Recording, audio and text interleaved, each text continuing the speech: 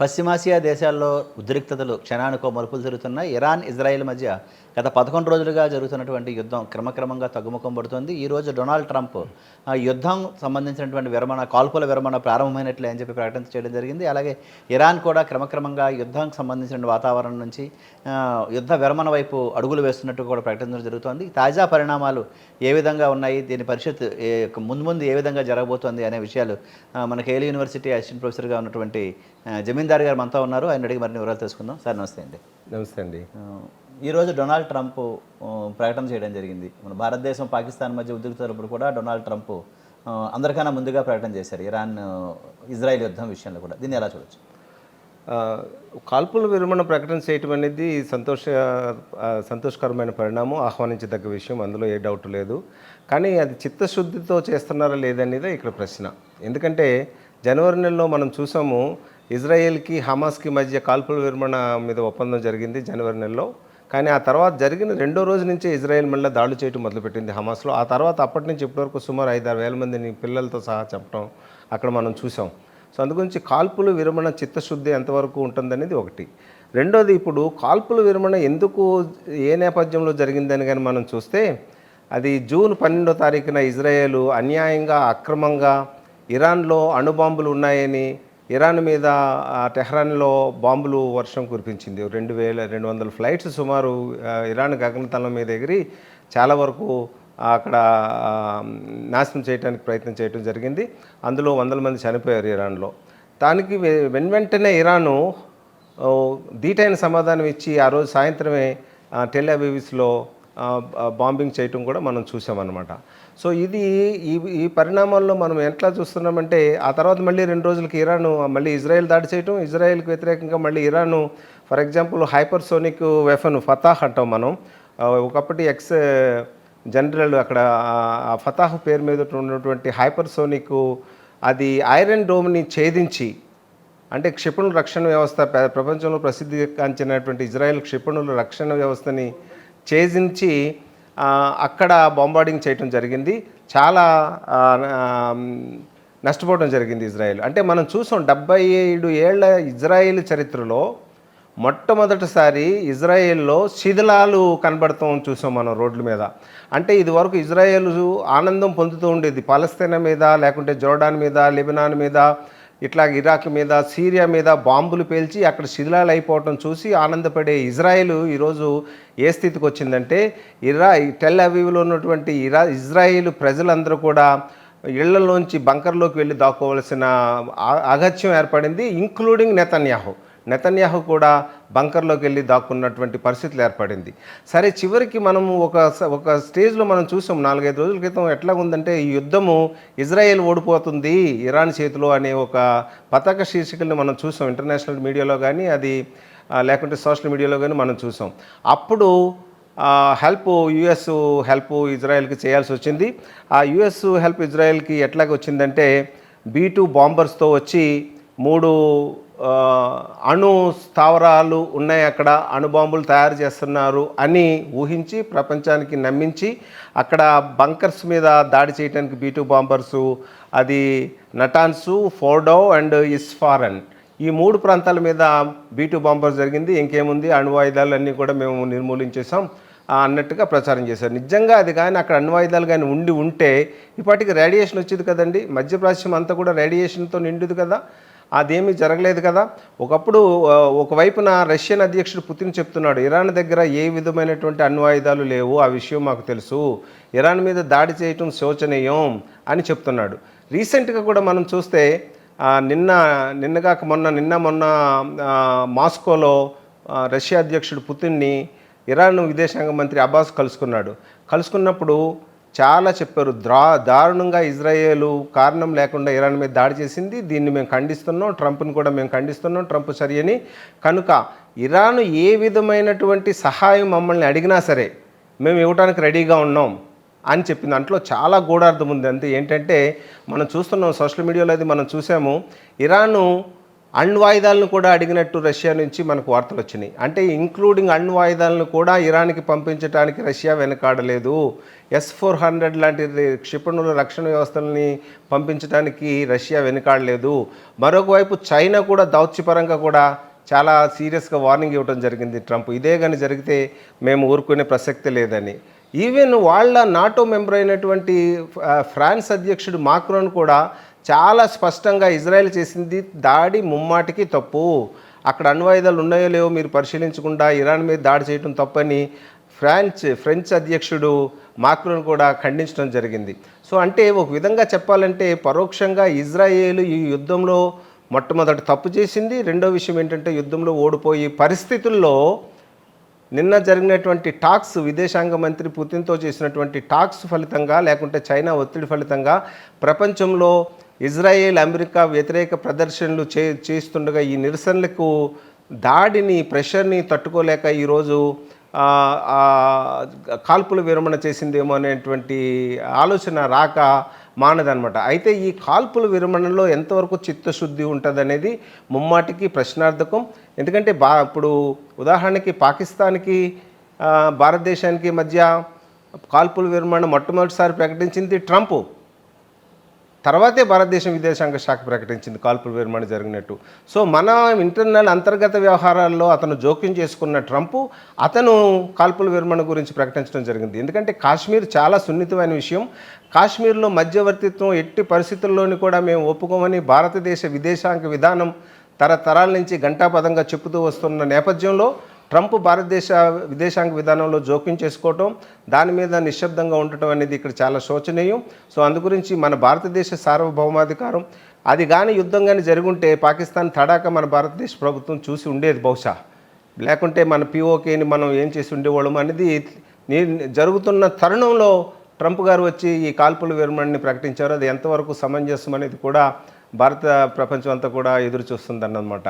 So మరొక వైపు మనం కానీ చూస్తుంటే ఓవరాల్గా చూస్తుంటే ఇరాన్లో మిలిటరీ ఆయుధాలే కాకుండా హార్మోజ్ జలసంధి ఉంది, చాలా ముఖ్యం ఇది. ఈ హార్మోజ్ జలసంధి గల్ఫ్ ఆఫ్ ఒమాన్లో ఉంది కదా, దానికి ఒకవైపు ఖతార్ ఉంటుంది, మరొక వైపు ఇరాన్ ఉంటుంది. మధ్యలో చాలా నేరో జలసంధి, కానీ కేవలం కొద్ది కిలోమీటర్లు వెడల్పు ఉన్న జలసంధి అక్కడ జలసంధి చాలా నేరోగా ఉంటుంది. అక్కడ ప్రపంచంలో ఉన్నటువంటి 5వ వంతు ముడి చమురు రవాణా ఈ గల్ఫ్ గుండా జరుగుతుంది. ఈ హార్మోజ్ జలసంధి ముమ్మాటికి ఇరాన్ కంట్రోల్లోనే ఉంటుంది కనుక అక్కడ నౌకాశ్రయమే ఉంది. వాళ్ళు వార్నింగ్ ఇచ్చారు, మేము ఈ జలసంధిని మూసేస్తామని. ఈ జలసంధిని మూయటం ద్వారా ఏమవుతుందంటే ప్రపంచ దేశాల్లో చమురు ధరలు ఇప్పటికే పెరుగుతున్నాయి. ఈ యుద్ధ నేపథ్యంలో మరింత సంక్షోభంలోకి వెళ్ళే పరిస్థితి ఏర్పడుతుంది. రష్యన్ ఎక్స్పర్ట్లు చెప్తున్నారు, ఇది యుద్ధం కానీ బహుశా కొనసాగితే అమెరికాలో రెసెషన్ చాలా తొందరగా వచ్చేస్తుందని కూడా హెచ్చరించడం జరిగిందనమాట. అంటే అంత తీవ్రమైనటువంటి ప్రభావం. ఎందుకంటే 48% ముడి చమురు ఉన్నటువంటి మధ్యప్రాచ్యం అంటే పశ్చిమాసియా దేశాల్లో 48% ప్రపంచ ముడి చమురు నిల్వలు ఉన్నాయి. అక్కడి నుంచే మొత్తం ప్రపంచం యొక్క ఇంధన సరఫరా అంతా కూడా జరుగుతుందని మనం చెప్పుకోవాలి. ఈరోజు ఏ యంత్రం కదలికన్నా సరే 48% ముడి చమురు ఈ దేశాల నుంచి రావాల్సిందే. సో ఇక్కడే కానీ యుద్ధం కానీ తీవ్రతరం కానీ జరిగితే, అంటే 3వ ప్రపంచ యుద్ధం దిశగా కానీ వెళ్ళిపోతామని జరిగితే చూడండి, ఇప్పుడు అమెరికా లేకుంటే రష్యా ఇద్దరి దగ్గర కలిసి సుమారు యాక్టివ్లో ఉన్నటువంటి అణ్వస్త్రాలు 5,000 పైగా ఉన్నాయి. ఇప్పుడు ఎట్లాగుందంటే ప్రపంచంలో దేశాలని ఏ విధంగా వాళ్ళు అమెరికా మోసం చేస్తుందంటే, అణ్వస్త్రాలు ఉంటే మా దగ్గర ఉండాలి, మరొకరి దగ్గర ఉండకూడదు. ఇప్పుడు ఇజ్రాయెల్ దగ్గర అణ్వస్త్రాలు 100 నుంచి 200 వరకు అణ్వస్త్రాలు ఉన్నాయి. ఇరాన్ దగ్గర ఒక్క అణ్వస్త్రం కూడా లేదు. అయినప్పటికీ నువ్వు అణ్వస్త్రం తయారు చేస్తున్నావు, అది మాకు ముప్పు అని అణ్వస్త్రాలు ఉన్నటువంటి 200 అణ్వస్త్రాలు ఉన్నటువంటి ఇజ్రాయెల్ ఏం చేస్తుందంటే ఇరాన్ మీద దాడి చేయడానికి దిగింది. అంటే చాలా విచిత్రంగా ఉంది పరిస్థితి. అణ్వస్త్రాలు కలిగి ఉండి అణ్వస్త్రాలు లేని బలహీనుడి మీద దాడి చేయడం అంటే ఏంటంటే, ఎవరన్నా అణ్వస్త్రాలు ఉంటే వాళ్ళకి ఆధిపత్యం కోసం, వాళ్ళకి కావలసిన విధంగా వాళ్ళ మెప్పు కోసం, వాళ్ళ యొక్క ఆధీనంలో మిగతా దేశాలు ఉండటం కోసం ప్రయత్నించడం చాలా శోచనీయం.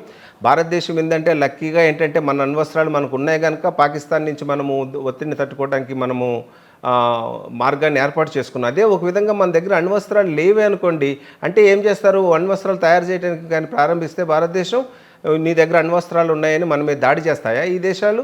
సో అందుగురించి అణ్వస్త్రాలు ఉన్నవాడు అణ్వస్త్రాలు లేకుండా లేని వాడి మీద దాడి చేయటం అనేది చాలా శోచనీయం. అంటే మరోవైపు ఈ యుద్ధం సంబంధించిన పరిస్థితుల్లోనే ఓవైపు కాల్పుల విరమణ ఒప్పందాన్ని అమల్లో చేస్తున్నాము, కాల్పుల విరమణ అమల్లోకి వస్తోంది అని ప్రకటన చేస్తున్న సమయంలోనే మరోపక్క యుద్ధానికి సంబంధించి ఒక దేశంపై మరో దేశం బాంబులు వేయడం కానీ ఇవన్నీ జరుగుతుంది. చూడండి, ఈ కాల్పుల విరమణ అనేది 2 దేశాల మధ్య జరిగిన ఒప్పందం అనుకుందాం.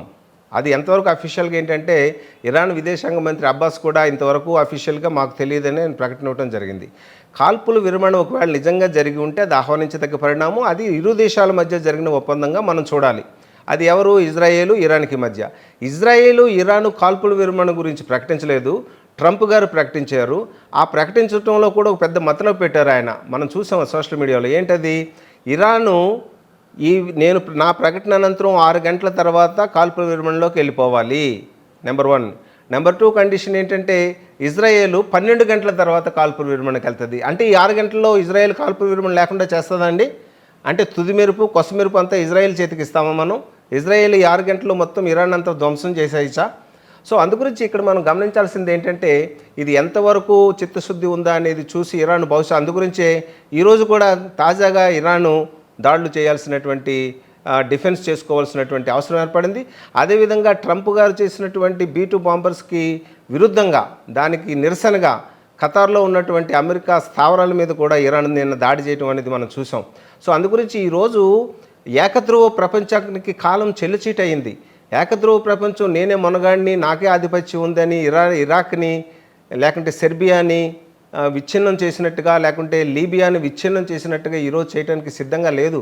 అవసరమైతే మరొక వైపు రష్యా, మరొక వైపు చైనా, మరి తటస్థంగా ఉన్నటువంటి భారతదేశం లాంటి దేశాలు కూడా ఊరుకునే పరిస్థితులు ఇప్పుడు లేవు. కనుక మనం ఇక్కడ ఎట్లాగా మనం దీన్ని చూడాలంటే ఏకధ్రువ ప్రపంచానికి కాలం చెల్లింది కనుక వాళ్ళ యొక్క యుద్ధోన్మాదానికి కాలం చెల్లింది. ప్రపంచ ప్రజలు, ప్రభుత్వాలు బహుశా యుద్ధాలు కోరుకుంటాయేమో అక్కడక్కడ అమెరికా లాంటి ప్రభుత్వాలు, కానీ ప్రపంచ ప్రజలు శాంతిని కోరుకుంటున్నారు. ప్రపంచం మొత్తం మీద యుద్ధం వద్దనుకుంటున్నారు. ఎందుకంటే ఇప్పటికీ అల్లకల్లోలం అయిపోతున్నటువంటి మధ్యప్రాచ్యం, పశ్చిమాసియా దేశాలు యుద్ధాన్ని భరాయించే స్థితిలో లేవన్నమాట. ఈ యుద్ధం ఎంతకన్నా ఎక్స్పాండ్ అవడానికి అవకాశాలు ఉన్నాయి. కానీ ఒకటి మాత్రం విషయం, ఇజ్రాయేలు నిప్పుతో చెలగాటం ఆడటానికి ప్రయత్నం చేసింది ఇరాన్ మీద. ఇరాన్ మనం అనుకున్నటువంటి ఒక పాలస్తీనా లాగా చిన్న బలహీనమైన దేశం కాదు. ఇరాన్ చాలా శక్తిగల దేశం, 10 కోట్ల జనాభా ఉన్న దేశం, అణు శక్తిని తయారు చేయగలిగిన దేశం. వాళ్ళ సొంత బాంబులు మనం చూసాం. ఫజాద్ హైపర్సోనిక్లోనే వాళ్ళ యొక్క సాంకేతిక పరిజ్ఞానాన్ని మనం చూసాం. సో అందుగురించి అది చాలా సువిశాలమైన చాలా పెద్ద దేశం, అనేక జాతులు ఉన్న దేశం, తరతరాలుగా అది సాంకేతిక విద్యని ఏర్పరచుకున్నటువంటి దేశం, ట్రెడిషనల్గా ఎంతో ఓల్డ్ కల్చర్ ఉన్నటువంటి ఇరాక్ కల్చర్లో ఉన్నటువంటి దేశం.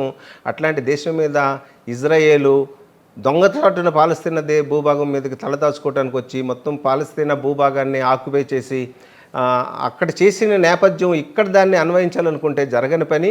ఇది చివరికి ఎట్లా దారితీయొచ్చు అంటే బహుశా యుద్ధం కానీ ఇంకా కానీ జరిగి ఉంటే ఇది ఏ పరిస్థితులకు దారితీయొచ్చు అంటే ఇజ్రాయేల్ యుద్ధం ఓడిపోయే పరిస్థితి ఏర్పడవచ్చు. ఇజ్రాయేలే కానీ యుద్ధం ఓడిపోతే అటు పాలస్తీనా సమస్య కూడా పరిష్కారం లభించే అవకాశాలు కూడా ఉండొచ్చు. ఇజ్రాయేలే కానీ ఓడిపోతే అమెరికాకి తన ఒక ఏజెంటు పశ్చిమాసియా దేశాల్లో ఒక ఏజెంట్గా కావలసినటువంటి అవసరమైనటువంటి నమ్మిన బంట్ అయినటువంటి ఒక దేశం అమెరికా కోల్పోయే ప్రమాదం ఏర్పడవచ్చు. బహుశా అందుకే అమెరికా అధ్యక్షుడు చాలా తొందరగా తనకున్న శక్తియుక్తుల్ని ఏదో ముందు B-2 బాంబర్లతో ప్రయోగించి ఆ తర్వాత కాల్పుల విరమణకి రావడానికి ప్రధాన కారణం అయి ఉండొచ్చు. ఆయన భవిష్యత్తులో పరిణామాలు అమెరికాకి ఇజ్రాయెల్కి నెగిటివ్గా ఉంటాయనే విషయాల్ని బహుశా పసిగట్టి ఉండొచ్చు. అందుగురించి ఆయన కాల్పుల విరమణకి అంటే దానికి ఆధారాలు లేవు. కాల్పుల విరమణ ఎవరి ద్వారా జరిగినాయి, ఏ చర్చల ద్వారా జరిగినాయి అనేది బహుశా దౌత్యపరంగా జరుగుంటే అటు రష్యా, చైనా, అమెరికా వాళ్ళు చాలాసార్లు అనేకసార్లు ఫోన్ కాల్స్ అయి చేసుకుంటున్నారు. దౌత్యపరంగా జరుగుంటాయి, లేకుంటే వీరి మధ్య జరుగుంటాయి. అయితే మనకైతే సరైనటువంటి సమాచారం అయితే మీడియాలో రాలేదు. యుద్ధం ప్రారంభమై 11 రోజులైంది, 12వ రోజుకి చేరుకుంది. ఈ 12 రోజుల్లో వాళ్ళు ఏం సాధించినట్టు, అసలు ఏ విధమైనటువంటి రిజల్ట్ కానీ లేకపోతే వాళ్ళు ఏం లక్ష్యాన్ని సాధించారనుకోవచ్చు? అంటే ఒక రౌడీయిజాన్ని ప్రదర్శించడానికి మాత్రం ఇజ్రాయెల్ ప్రయత్నించింది. ఈ రౌడీయిజాన్ని ప్రదర్శించడానికి పెద్ద రౌడీయిజంగా అమెరికా అక్కడ వచ్చి వత్తాసు పలికి B-2 బాంబర్స్ని ప్రయోగించింది. మొత్తం ఖుమేనీని హత్య చేస్తామని చెప్పారు, ఇరాన్ని సర్వనాశనం చేస్తామని చెప్పారు. ఆ విధంగా ప్రగల్భాలు పలికినటువంటి దేశాలు ఈరోజు తోక ముడుచుకోవాల్సిన పరిస్థితి ఏర్పడింది. అంటే యుద్ధంలో సాధించింది ఏమీ లేదు. యుద్ధం వల్ల గెలిచేది ఎవరంటే ఆయుధ కంపెనీలు గెలుస్తాయి. యుద్ధం వల్ల ఎవరు గెలుస్తారంటే అక్కడ ఆధిపత్యం కోసం చలామణి అయ్యేటువంటి దేశాలు గెలుస్తాయి. కానీ యుద్ధం వలన నాశనమైపోయేది ఎవరంటే సామాన్య ప్రజలు. యుద్ధంలో చనిపోయేది ఎవరంటే సామాన్య ప్రజలు. దేశాధ్యక్షులు చనిపోరు, సామాన్య ప్రజలు చనిపోతారు యుద్ధంలో నష్టపోయేది అక్కడ విద్యార్థులు నష్టపోతారు. యుద్ధంలో నష్టపోయేది అక్కడ వ్యాపార సంస్థలు కానీ అక్కడ లావాదేవీలు అన్నీ కూడా స్తంభించిపోతాయి.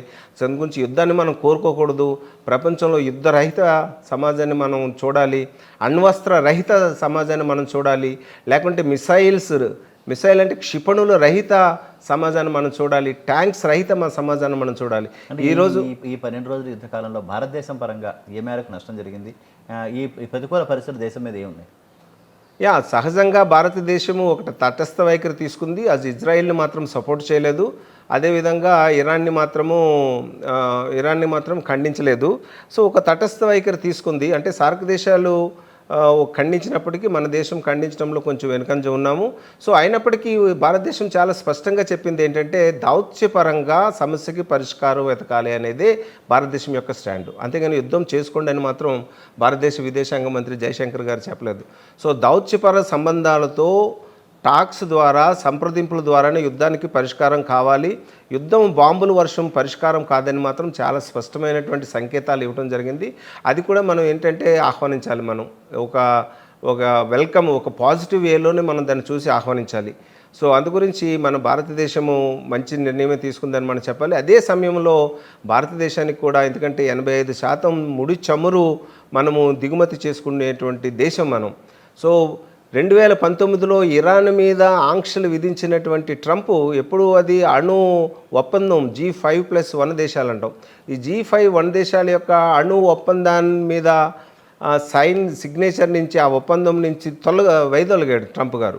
మిగతా ఐక్యరాజ్య సమితిలోని 5 దేశాలు దానికి కట్టుబడి ఉన్నాయి. ఒక్క ట్రంప్ మాత్రమే తొలగాడు. అంటే ఫ్రాన్స్ ఉంది, చైనా ఉంది, జర్మనీ +1లో జర్మనీ ఉంది, యూకే ఉంది, తర్వాత రష్యా ఉంది.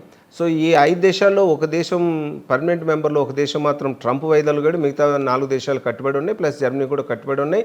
ఇరాన్తో వ్యాపారం చేయడానికి ముందుకు వచ్చాయి. కానీ కాలక్రమేణా ఇరాన్ నుంచి చమురు కానీ దిగుమతి చేసుకుంటే ఆంక్షలు విధిస్తా అని భారతదేశాన్ని కూడా బెదిరించింది. మనం కొంతవరకు నష్టపోయాం. తద్వారా మన దిగుమతులు అప్పటి వరకు మంచి పీక్లో ఉన్నటువంటి దిగుమతులన్నీ కూడా 2వ స్థానం 3వ స్థానం అనుకుంటే ఇరాన్ నుంచి మనం ముడి చమురు దిగుమతి చేసుకునే దేశాల్లో ఇరాన్ ఉంది.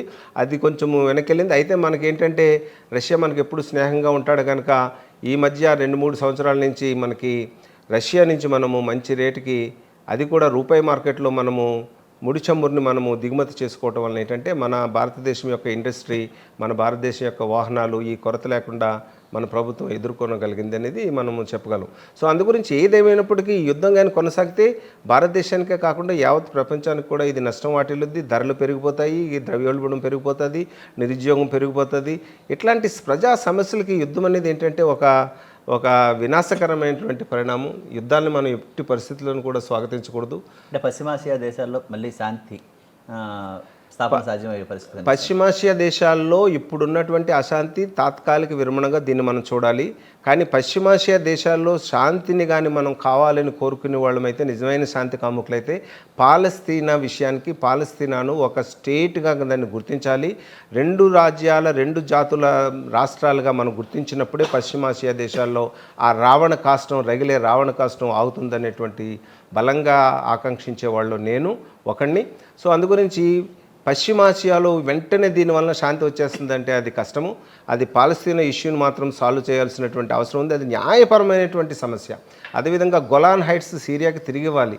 ఇజ్రాయెల్ ఆక్యుపై చేసినటువంటి అనేక గాజాని ఇప్పుడు ఈనాడు వాళ్ళు కాంక్రీట్ జంగల్గా మార్చేసి మొత్తం శిథిలావస్థ చేసేసి గాజాని మొత్తం అంతా దారుణమైనటువంటి పరిస్థితుల్లో క్షామాలకు నెట్టి పిల్లలు ఆకలితో చనిపోతూ తాగటానికి నీళ్ళు లేకుండా కూడా చనిపోతున్నారు పిల్లలు. అంత క్రూరంగా చేస్తున్నారనమాట. మొత్తం గాజాని ఖాళీ చేయించడానికి ట్రై చేశారు.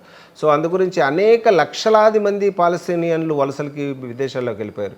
విదేశాలకు వలసలకు వెళ్ళిపోయినటువంటి సుమారు 7 నుంచి 9 లక్షల మంది పాలస్తీనియన్లను మళ్ళా ఆ దేశానికి తిరిగి రానిచ్చేటువంటి అవకాశం ఇజ్రాయెల్ కల్పించాలి. ఇజ్రాయెల్కి ఉన్న అహం ఏంటంటే ప్రపంచంలో యూదు ఏ దేశంలో ఉన్నా సరే ఆ దేశం సభ్యత్వంతో పాటు ఇజ్రాయెల్ సభ్యత్వం కూడా పొందొచ్చు. అక్కడ దేశం ఉండడానికి వాళ్ళు స్వాగత సత్కారాలు ఏర్పాటు చేస్తారు. కానీ పాలస్తీనా సొంత దేశమైన పాలస్తీనా పౌరులు 1948 వార్లో కానీ, 1958లో యుద్ధం కానీ, 1967లో యుద్ధం కానీ, ఇంకా 80 దశకంలో కానీ, 2000 దశకంలో కానీ, 2014లో కానీ అనేక మార్లు ఇజ్రాయేల్ యుద్ధం చేసి అనేక మందిని పట్టున పెట్టుకుని అనేక మందిని వలసలకి పక్క రాష్ట్రాలకు పక్క దేశాలకు పంపించినటువంటి ఇజ్రాయేలు పాలస్తీనాలు మాత్రం వెనక్కి రానివ్వదు. పైగా వాళ్ళకి చుట్టూతో గోడ కట్టేసింది. పాలస్తీనాలో శాంతి ద్వారానే పశ్చిమాసియాలో శాంతి సాధ్యమనేది అది మనం చూస్తున్నాం ఈ పరిణామంలో. దానికి శాంతిని విఘాతం చేస్తుంది 100కి పాళ్ళు ఇజ్రాయేలు, దానికి ఒత్తాసు పలుకుతుంది అమెరికన్ యొక్క ప్రభుత్వం. ఏ ప్రభుత్వం ఇజ్రాయెల్లో ఉన్నా, ఏ అధ్యక్షుడు అమెరికాలో ఉన్నా వాళ్ళ మైత్రి మాత్రం కొనసాగుతూనే అక్కడ శాంతికి మాత్రం భగ్నం కలుగజేస్తుందని మాత్రం నేను మనవి చేస్తున్నాను. Okay, thank you sir. నమస్తే. ప్రస్తుతం ఏదైతే పశ్చిమాసియా దేశాల్లో కనిపిస్తున్నటువంటి కాల్పుల విరమణ ఒప్పందం ఇది తాత్కాలికంగానే కనిపిస్తోంది. పూర్తి స్థాయిలో శాంతి స్థాపన వైపు ఇంకా అడుగులు పడాల్సినటువంటి అవసరం ఉందని చెప్పి అంతర్జాతీయ విశ్లేషకులు జమీందార్ గారు చెప్తున్నారు. విజయవాడ నుంచి కెమెరామెన్ నరేష్తో శ్రీనివాస్ మోహన్, ఈటీవీ న్యూస్.